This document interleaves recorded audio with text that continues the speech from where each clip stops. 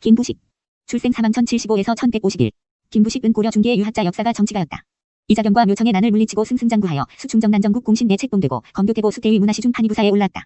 유교주의적 대의명분으로 끊임없이 자신의 정치적 이상을 실현해보려 했다는 점에서 그는 전형적인 중세의 유교적 합리주의자였다. 일당대의 문화를 상징하는 아이콘. 한문은 당대의 세계어였다.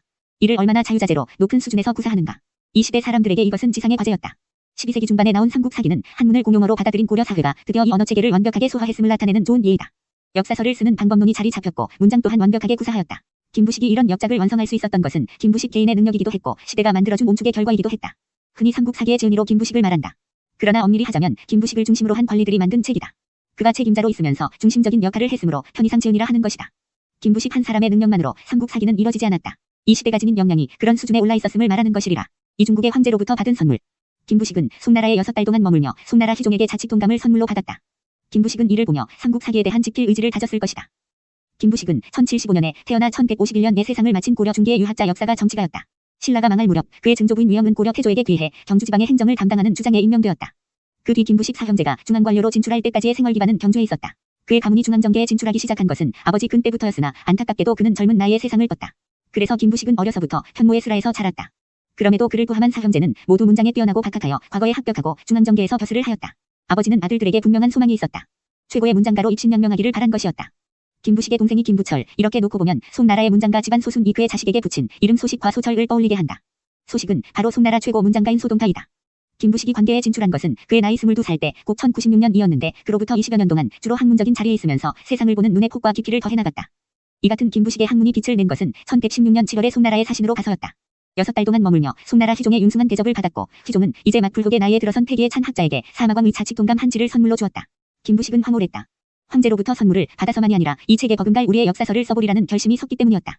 그것은 분명 그가 나중에 삼국사기를 편찬하는 중요한 계기였다. 삼묘청의 난을 물리치고 김부식의 생애에서 가장 큰 정치적인 난관은 묘청의 난이었다고 하겠다. 묘청의 난이란 무엇인가?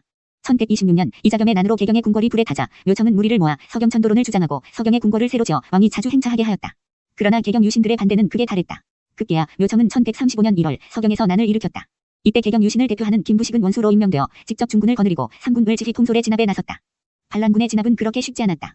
김부식은 먼저 개경에 있던 묘청의 동조 세력인 정치상 기만 백수한 등의 목을 베었다. 특히 정치상을 죽인 것을 두고 세상에서는 말이 많았다. 그가 자신보다 시를 더 잘 지었으므로 이를 시기하여 일부러 죽였다는 것이다. 하지만 서경타의 예봉을 꺾기 위해서는 피할 수 없는 선택이었다. 반란은 묘청의 내부에서 분란이 일어나 어렵사리 진압되는가 했는데 반란군의 처분을 놓고 다시 개경의 유신들 사이에도 분란이 생겼다. 나는 1년 2개월 만에 겨우 진압할 수 있었다. 이 같은 공적을 바탕으로 김부식은 승승장구하게 된다. 수충정난전국 공신 내책봉되고 검교태보 수대위 문화시중 판의부사로 승진하였다. 그뿐만 아니라 감수국사 상주국 태자태보 이 자리도 겸하였다. 모두 왕 아래에서 나라의 일을 결정하는 핵심적인 위치였다. 그러나 그의 일생이 끝내 순탄하지만은 않았다. 정치적으로 높은 자리에 오를수록 정적은 생겨났고 그들과의 끊임없는 투쟁이 이어졌다. 관직에서 물러난 것도 반대파들의 거센 압력에 밀린 듯한 느낌마저 들게 한다. 그러나 유교주의적 대의명분으로 끊임없이 자신의 정치적 이상을 실현해보려 했다는 점에서 그는 전형적인 중세의 유교적 합리주의자였다. 김부식의 세계관을 잘 나타내주는 시가 결기군이다. 임금의 성돌은 석자밖에 안 되었지만 오랜 세월 그 덕이 남아 전한다네. 진 나라의 성은 만리나 되었지만 겨우 아들 때에 그 나라를 잃었다네. 결기는 진후주가 584년에 지은 누각색 가운데 하나이다. 모두 침단양목으로 틀을 세우고 금은 보옥으로 장식하였으며 기허요초를 심어 사치를 다하였다. 그래서 이들은 호사스러운 궁이나 누각의 대명사처럼 쓰인다. 그러나 왕의 권위는 이런 데서 나오지 않는다. 임금과 진시황의 경우를 들어 무엇이 진정한 권위요 백성을 위한 길인지 김부식은 요령 있게 설파하고 있다. 김부식에게 내려진 시호는 문열이었다. 문집은 20여 권이 되었으나 이제는 전하지 않으며 많은 글이 동문수와 동문선 내에 실려 있는데 오늘날 학자들은 그것만으로도 그를 문장에 대가라 하는데 주저하지 않는다. 송나라 사람 서금은 고려도경에서 김부식을 이렇게 평하였다. 각각당시 패글을 잘 짓고 고금을 잘 알아 학사의 신복을 받으니 그보다 위에 설 수 있는 사람이 없다. 사삼국 사기를 편찬하다. 김부식이 삼국 사기를 편찬하기로 한 것은 관직에서 물러난 다음이었다. 왕은 그를 도와줄 젊은 관료를 보내주었다.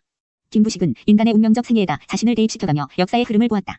그것이 삼국 사기의 큰 줄거리였다.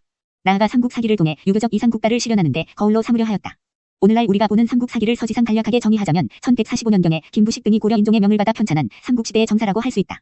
여기에는 본기 28권, 지 9권, 표 3권, 열전 10권이 들어가 있다. 이 같은 체제는 사마천의 사기를 그대로 본뜬 것이었다. 앞서 말한 대로 이 책은 왕의 명령에 따라 김부식이 주도하였다. 곧 최산보 이온문 허흥재 서한정 박동계 이황중 최후보 김영훈 등 8인의 참고와 김충효 정승명 2인의 관구 등 11인의 편수관을 이끌었던 것이다. 그래서 삼국 사기를 관찬사서라고도 한다. 이때 책임 편찬자인 김부식은 각 부분의 머릿말, 논찬, 사료의 취사선택, 편목의 작성, 인물의 평가 등을 직접 담당했던 것으로 보인다. 삼국 사기 편찬의 보다 직접적인 목적은 김부식이 쓴 글에서 잘 나타난다. 왕에게 올리는 표문이 그것이다. 김부식은 이 글에서 우리나라의 식자층들조차도 우리 역사를 모르고 있다는 사실을 개탄하면서 첫째 중국 문헌들은 우리나라 역사를 지나치게 간략하게 기록하고 있으니 우리 것을 자세히 써야 한다는 것, 둘째 현존의 여러 역사서의 내용이 빈약하기 때문에 다시 서술해야겠다는 것, 셋째 왕씨나 백성의 잘잘못을 가려 행동 규범을 드러냄으로써 후세의 교훈을 삼고자 한다고 했다. 우리는 이것이 12세기적 상황에서 그때의 지식인이 갖출 수 있는 최상의 민족주의였다고 본다. 그럼에도 불구하고 삼국 사기를 얻은 것보다 잃은 것이 더 많은 책이라 평하는 시각도 있다. 김부식이 취한 철저한 사대주의적인 태도 때문이다. 모처럼 우리 역사에 대한 내정과 필요성을 자각하였지만 지나친 중국 의존이 사람들의 입방아에서 자유롭지 못하다. 오정지상 때문에 살고 죽고. 이 부분은 그의 배군소설에서 김부식의 죽음을 시화적으로 그려놓고 있다. 평생의 라이벌 정지상의 손에 불알이 잡혀 죽었다는 것이다. 사실 이는 설화일 뿐이다. 그럼에도 사람들 사이에 그럴듯한 이야기로 믿어지는 것은 두 사람의 생애가 교차된 비극적 로망 때문이다. 김부식이 정지상을 죽이고 난 뒤 어느 날 봄날의 풍경을 다음과 같이 읊었다.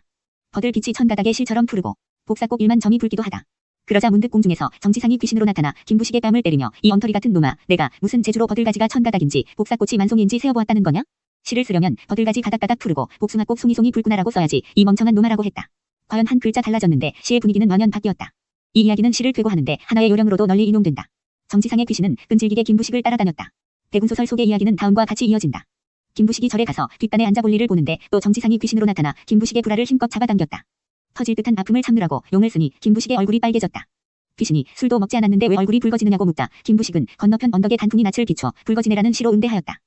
그러자 귀신이 더욱 강하게 불알을 잡고 이놈의 가죽 주머니는 왜 이리 무르냐라고 하자 김부식은 내 아비 음낭은 무쇠였더냐 하고 얼굴빛을 변하지 않았다. 정지상의 귀신이 더욱 힘차게 음낭을 죄물어 부식은 결국 측단에서 죽었다 한다. 이 모든 이야기가 설화이다. 시까지 들어가서 그럴듯해 보이지만 두 사람을 견주려는 사람들의 심리를 잘 파고든 이야기이다.